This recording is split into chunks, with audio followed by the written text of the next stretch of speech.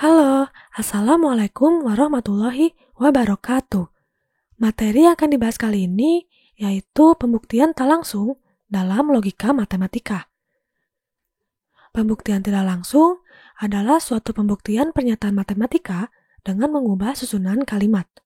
Pembuktian tidak langsung biasanya digunakan apabila sebuah pernyataan matematika sulit dibuktikan dengan menggunakan pembuktian secara langsung. Dalam pembuktian tak langsung, ada beberapa metode. Metode berikutnya ada metode kontradiksi. Metode kontradiksi merupakan kebalikan atau negasi dari implikasi. Jika ditulis dalam bentuk simbol, negasi P implikasi Q akan ekivalen dengan P konjungsi negasi Q. Yang artinya, jika implikasi bernilai benar, maka negasinya bernilai salah. Untuk membuktikan implikasi bernilai benar, maka kita akan membuktikan bahwa negasi dari implikasi tersebut bernilai salah. Agar bisa menyatakan bahwa negasinya salah, maka kita akan asumsikan dulu negasinya benar. Selanjutnya, buktikan asumsi tersebut dan tarik sebuah kesimpulan. Sebagai contoh, apakah pernyataan jika 3n plus 2 bilangan ganjil, maka n bilangan ganjil adalah benar? Nah, di sini pertama kita akan asumsikan dengan variabel dulu. Di sini ada variabel P untuk 3n plus 2 bilangan ganjil dan Q untuk n bilangan ganjil. Seperti biasa, isinya berdasarkan soal. Sekarang kita akan menyelesaikan persoalan ini menggunakan metode kontradiksi. Kita akan mengasumsikan sebuah kontradiksi P konjungsi negasi Q bernilai benar. Tadi ingat ya, untuk membuktikan bahwa implikasi bernilai benar, kita akan melakukan sebuah kontradiksi. Nah, di sini kita memerlukan variabel negasi Q. Sama seperti metode kontraposisi sebelumnya, untuk variabel negasi Q, kita bisa ambil berdasarkan variabel Q-nya. Kalau misalkan di sini Q-nya itu n bilangan ganjil, maka untuk variabel negasi Q, n-nya itu akan bernilai genap. Lalu buatlah kalimat kontradiksinya. Nah, di sini untuk kalimat kontradiksinya akan menjadi 3n plus 2 bilangan ganjil dan n bernilai genap. Ini untuk P-nya, lalu ini konjungsi, dan yang ini negasi Q. Untuk proses dari metode kontradiksi, ini sama seperti proses metode langsung ya.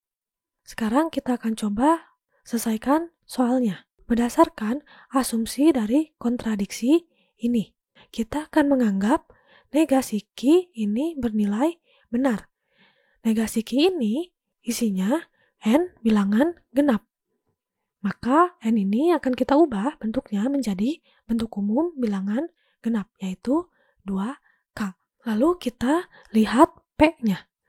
3n plus 2 bilangan ganjil. Kita akan tulis di sini 3n plus 2. Nah, untuk n-nya, masukkan nilai n yang ada di sini. N-nya 2K, tinggal masukkan. Nah, hasilnya akan menjadi 6K plus 2. Balik lagi ke variabel P. Di variabel P di sini 3n plus 2 bilangan ganjil. Nah, berarti kita akan coba ubah 6K plus 2 ini menjadi bentuk umum bilangan ganjil. Kita bisa pakai yang mana saja ya. Misalkan kita akan pakai yang 2K plus 1. Maka bentuknya akan menjadi seperti ini. 2 dalam kurung plus 1. Kurang lebih seperti itu. Setelah itu kita akan cari nilai yang ada dalam kurung. Untuk mencari nilai yang dalam kurung, kita bisa bagi ya. 6K dibagi 2 dan juga plus 2 dibagi 2. 6K dibagi 2, 3K, dan plus 2 dibagi 2 plus 1. Kalau misalkan kita lihat di sini, nilainya tidak akan sama dengan 6K plus 2. Yang 6K plus 2 hanya 2 dikali 3K plus 1. Nah, untuk plus 1 ini menjadi tidak dibutuhkan. Sekarang bentuknya akan menjadi seperti ini.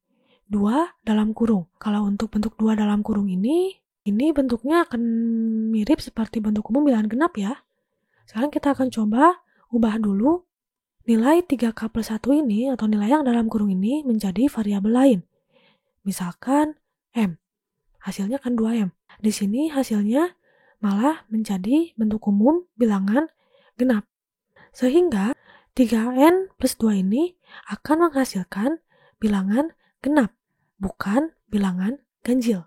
Jika ditarik kesimpulan, kita lihat di sini hasilnya bernilai genap, sedangkan di asumsi awal bernilai ganjil. Nah, di sini terjadi sebuah kontradiksi atau perbedaan. Karena terjadi kontradiksi, maka pernyataan P konjungsi negasi Q akan bernilai salah, walaupun tadi asumsinya benar. Sebaliknya, pernyataan P implikasi Q ini akan bernilai benar. Jadi kalau misalkan ditanya, apakah pernyataan jika 3N plus 2 bilangan ganjil, maka N bilangan ganjil adalah benar? Ini pernyataan yang benar, karena telah terbukti di sini terjadi suatu kontradiksi.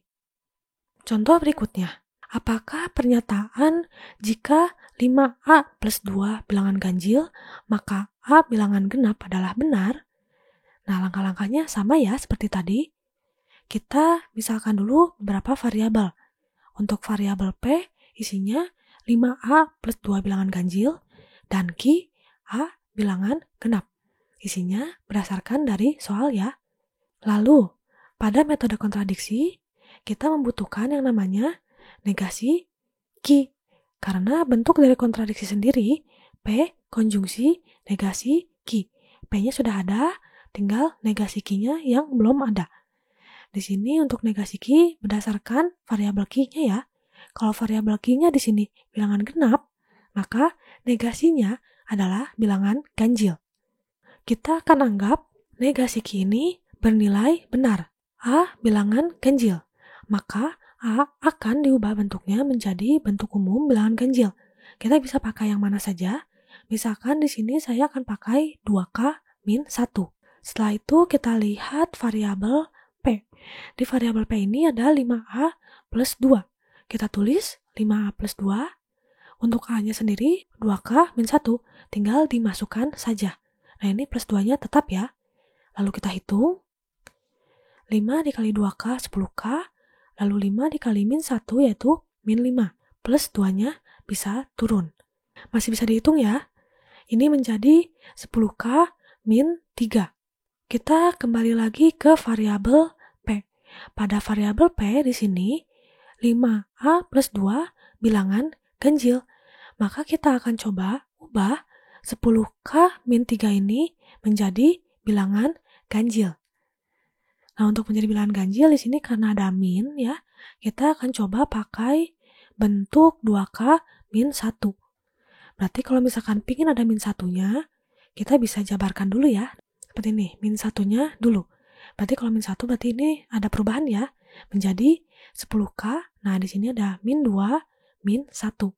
Min 2 dikurangi 1, ini sama dengan 3 ya, min 3 ya. Nah, sekarang kita akan coba ubah ke dalam bentuk umum bilangan ganjil. Kita kelompokkan dulu di sini 10K min 2-nya untuk min 1-nya tetap. Nah, untuk bentuk umum bilangan ganjil yaitu 2 lalu dalam kurung min 1 ya, seperti ini ya. Anggap aja dalam kurungnya itu adalah K. Kita akan cari isi dari dalam kurung ini. Tinggal dibagi saja 10K dibagi 2 dan min 2 dibagi 2. Nah, 10K dibagi 2 hasilnya 5K, min 2 dibagi 2 hasilnya min 1. Nah, untuk bentuknya udah hampir kelihatan ya.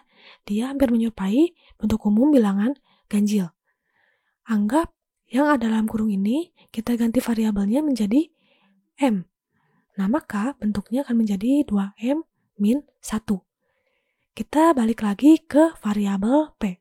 Di variabel P, 5A plus 2 adalah bilangan ganjil. Dan ketika kita buktikan, 5A plus 2 ini menghasilkan bilangan ganjil juga. Artinya sama ya. Nah, karena hasilnya sama ya, sama-sama bernilai ganjil di sini, dan asumsi awalnya juga bernilai ganjil, maka di sini terjadi persamaan dan tidak terjadi sebuah kontradiksi. Kontradiksi itu perbedaan ya. Nah, karena tidak terjadi kontradiksi, bisa diambil kesimpulan P konjungsi negasi Q ini tetap bernilai benar sesuai asumsinya. Sehingga pernyataan yang ada dalam soal, pernyataan implikasinya, P implikasi Q, akan bernilai salah. Jadi jika misalkan, apakah pernyataan jika 5A plus 2 bilangan ganjil, maka A bilangan genap adalah benar? Tidak, ini bukan merupakan pernyataan yang benar. Karena apa? Karena di sini tidak terjadi kontradiksi. Nilai P dan nilai pembuktiannya itu sama, harusnya berbeda. Sekarang kita akan rangkum metode kontradiksi. Pada metode kontradiksi di pembuktian tidak langsung, pertama-tama kita harus misalkan dulu variabelnya. Misalkan di sini ada P dan Q, lalu untuk isi dari variabelnya ini berdasarkan soal. Pada kontradiksi, di sini bentuknya ada P konjungsi negasi Q. Di sini variabel P-nya sudah ada, tinggal cari variabel yang belum ada, yaitu negasi Q misalkan. Untuk penentuan isi dari negasi Q, kita lihat variabel yang ada. Kita cari negasinya atau kebalikannya. Anggap negasi Q ini benar. Setelah itu, kita akan mengasumsikan kontradiksi ini bernilai benar. Berikutnya, kita akan anggap pernyataan negasi Q juga benar. Lalu kita bisa buktikan bahwa P ini bernilai kebalikannya. Nah, kalau misalkan ternyata saat dibuktikan hasilnya berbeda dengan asumsi di awal, maka itu terjadi kontradiksi, yang artinya pernyataan di soal ini akan bernilai benar. Namun, ketika kita akan membuktikan nilai P ini dan hasilnya sama dengan asumsi awal, maka bisa dipastikan tidak terjadi kontradiksi, yang artinya pernyataan yang ada dalam soal ini akan bernilai salah. Cukup paham ya? Sekian untuk materi kali ini. Mohon maaf apabila ada kesalahan dalam penyampaian. Semoga ilmunya bermanfaat. Sampai jumpa pada materi berikutnya. Terima kasih. Wassalamualaikum warahmatullahi wabarakatuh.